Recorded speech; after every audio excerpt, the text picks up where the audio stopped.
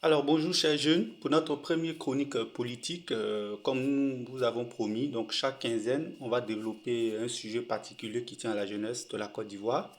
Nous savons aujourd'hui qu'il est très important d'être informé, d'être formé surtout parce que la plupart des jeunes ignorent le droit et surtout la loi qui régit notre nation.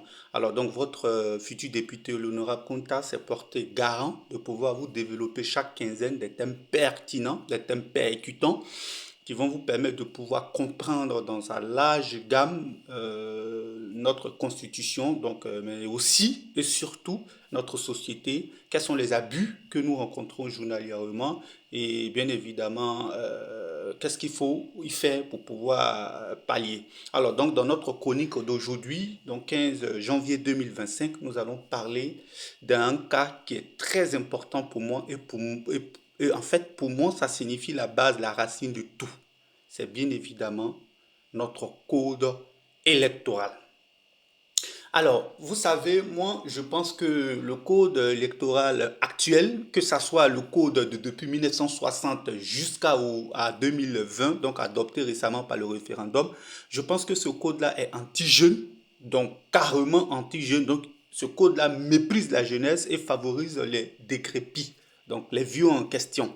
Vous savez, depuis le début, c'est-à-dire la création de la première République de Côte d'Ivoire après notre indépendance, les intentions de Félix Houphouët-Boigny envers la jeunesse ont été toujours mitigées. Moi, vraiment, c'est quelque chose qui m'a paru complètement étrange lorsque je faisais mes recherches. Donc, nonobstant la large domination de la population de notre pays à majorité jeune. Donc, nous savons tous que 75% de notre pays est composé de jeunes ayant moins de 30 ans.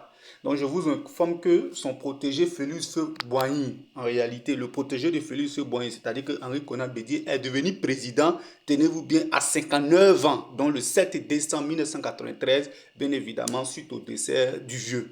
Alors, la suite de l'histoire nous dit que depuis 1960 jusqu'à aujourd'hui, la Côte d'Ivoire n'a jamais eu un président moins de 40 ans.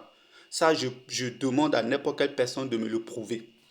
Alors donc la problématique de cette prise en otage du pouvoir par l'oligarchie est avant tout une faute à 100% de ce fameux code électoral. C'est un scandale. Mais pourquoi le code électoral censé être inclusif, impartial, marginalise pourtant une frange de la population pour avoir commis un seul crime, être jeune? Donc j'ai parcouru ce code électoral, bien évidemment modifié, comme je l'ai dit, en 2020, donc suite au référendum. Et ce que je vais vous apprendre fait froid dans le dos. Donc ce code-là qui est composé entre autres de 5 chapitres, donc de 7 sessions. Chaque chapitre compose 7 sessions et 206 articles. Voilà, donc les chapitres sont entre autres l'électorat, donc le chapitre premier, on a l'élection du président de la République, chapitre 2, on a l'élection des députés, chapitre 3, on a l'élection éventuellement des sénateurs, chapitre 4, et on a le conseiller municipaux, etc., etc. Donc en réalité, ces 5 chapitres-là, je vous assure, lorsqu'on va les parcourir, vous allez découvrir que ce sont des articles qui ont été faits par ces vieux-là pour nous maintenir en placeur de bâche. Donc, alors, pourquoi je dis ça? Je vais vous donner ces raisons.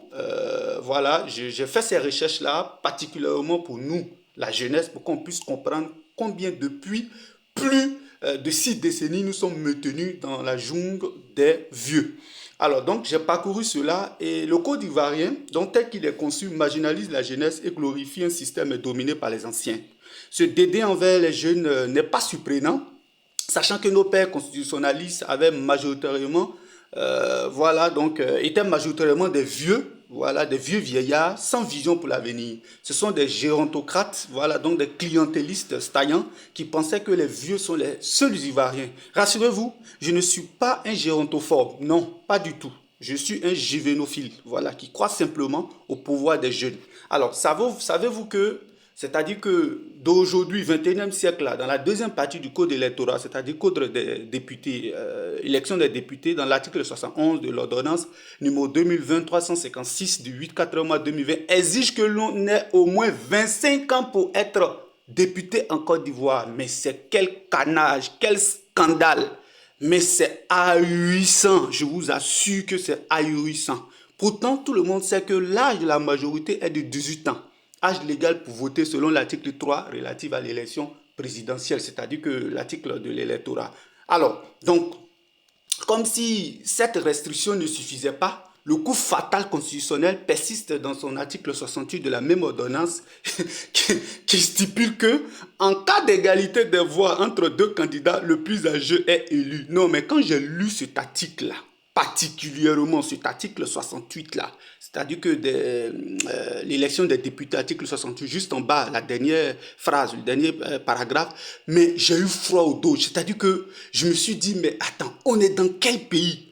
Je vous relis l'article pour que vous puissiez bien comprendre. On dit, en cas d'éligibilité, c'est-à-dire que des voix entre deux candidats, le plus âgé est élu. Cela veut dire, si un candidat de 30 ans, de 26 ans, de 27 ans, de 28 ans, et puis un candidat de 60 ans, 70 ans, 100 ans, on fait les élections et que les deux ont eu des voix égaux, d'accord? Donc ils ont eu des voix égaux et ils sont partis à la deuxième phase, c'est-à-dire que le deuxième tour, qu'ils ont fait le deuxième tour encore, ils ont eu le même voix. Alors, le code électoral dit, c'est le candidat qui est vieux là, qui est déclaré élu parce que simplement il est vieux. Et rassurez-vous, le seul crime que ce deuxième candidat a commis, c'est parce qu'il est jeune. Vous voyez ce que ça veut dire, vous voyez la dangerosité de notre constitution. Donc franchement, je crois qu'avec ces détails flagrants-là, ce n'est pas encore terminé, je vais continuer. Donc pour couronner le tout, l'âge requis pour être candidat à l'élection présidentielle est fixé à 35 ans. Oui, vous avez bien compris, 35 ans, mais il n'y a pas de limite d'âge, c'est-à-dire que tu peux être président à partir de 35 ans jusqu'à 1000 ans. Donc, ils ont délimité l'âge des jeunes donc pour être président, mais ils n'ont pas donné de plafond d'âge pour dire, bon, à partir de cet âge-là, tu ne peux plus être président. Donc, à 100 ans, tu peux être président. Mais c'est rigolo, en fait. C'est très rigolo. Donc, cela veut dire qu'un jeune de 18 ans, 20 ans, 30 ans ne peut même pas prétendre à cette fonction dans notre pays. Donc, dans son ouvrage rhétorique, le bandit philosophe voleur au nom d'Aristote, je vous confirme que je suis un panafricaniste, donc je maîtrise tous les rouages en ce qui concerne l'histoire de l'Afrique. Donc Aristote, lui, c'est un philomane, donc qui allait voler cette connaissance sociale en Égypte, voilà, dans des mains d'Amenhotep, qui est un puissant scientifique africain noir. Donc il a volé cette connaissance aujourd'hui qu'il est venu transplanter dans son livre qu'on appelle, pour ceux qui ont lu, Rhétorique. Voilà, donc en fait, ce philomane-là, donc ce philosophe philomane-là, dans ce livre-là, a dit en fait qu'il y a trois régimes de persuasion, donc que je cite, l'éthos, donc persuasion nuisant de la morale ou d'un bon statut social, le pathos, donc le mode de persuasion nuisant des sentiments d'une personne, et le logos, donc le mode d'utilisation de cette méthode de persuasion par la raison pour pouvoir convaincre une personne. Donc, respectivement, sous-adjacent à ces trois structures ou ces trois modes, bien évidemment, de manipulation que font les politiciens à nos jeunes. Donc, je veux éviter d'être un glottophage, non, pas du tout. Voilà, mais l'une des contradictions les plus flagrantes même de notre Constitution, que je vais vous dévoiler et à couper le souffle. Donc dans l'article 3, bien sûr, on parle de l'électorat. On affirme qu'un Ivoirien de 18 ans est pleinement électeur. Ce jeune peut donc voter avec une légitimité, mais ne peut pas être candidat aux législatives ou à la présidentielle. Quel paradoxe. Bon, on nous dit ici que quelqu'un qui a 18 ans, il peut voter parce qu'on suppose qu'il est moralement, psychologiquement, tout socialement majeur, stable et tout. Donc il peut voter, mais en retour, il ne peut pas être voté. Bon. À vous de me dire à quel niveau la stupidité du code électoral peut aller. Voilà, donc c'est une marginalisation voilà, qui explique pourquoi les jeunes sont toujours relégués au rôle de figurants politiques, donc placés de chaises au meeting, boucliers humains dans les confrontations, mais jamais acteurs principaux. Alors, donc moi, j'appelle tout simplement à une réforme nécessaire et urgente. Donc la racine du problème de la jeunesse ivoirienne d'aujourd'hui, ne vous en méprenez pas, ne constitue pas dans l'ethnicité, comme vous le dites. Non, c'est faux. La racine du problème aujourd'hui, ça se trouve dans notre constitution. C'est le code électoral qui est la racine du problème de la jeunesse. Donc, il faut une réforme systématique et inclusive, un changement radical des mentalités et des habitudes, avec plus de 70% de la population âgée de moins de 35 ans. Donc, la Côte d'Ivoire est une nation jeune, tout naturellement, donc doit avoir un représentant naturellement jeune. Quoi de plus normal? Donc nous devons couper tout lien avec les anciens politiciens, ces vieillards sans avenir, comme Gbagbo, Bédié, Guèye, Ouattara et tous ceux qui ont conçu ce code électoral obsolète. Ce paternaliste n'aura plus sa place en Côte d'Ivoire. Nous ne sommes pas des soldats à terre et nous n'accepterons pas qu'on nous continue de nous vendre de la poudre de PLMPP. Non. Donc j'appelle la jeunesse à vraiment se réveiller, à se conscientiser, à prendre connaissance de ce code-là et bien évidemment de revendiquer nos droits. Donc notre combat doit se concentrer sur une refondation totale et non sur le prolongement d'un système dépassé.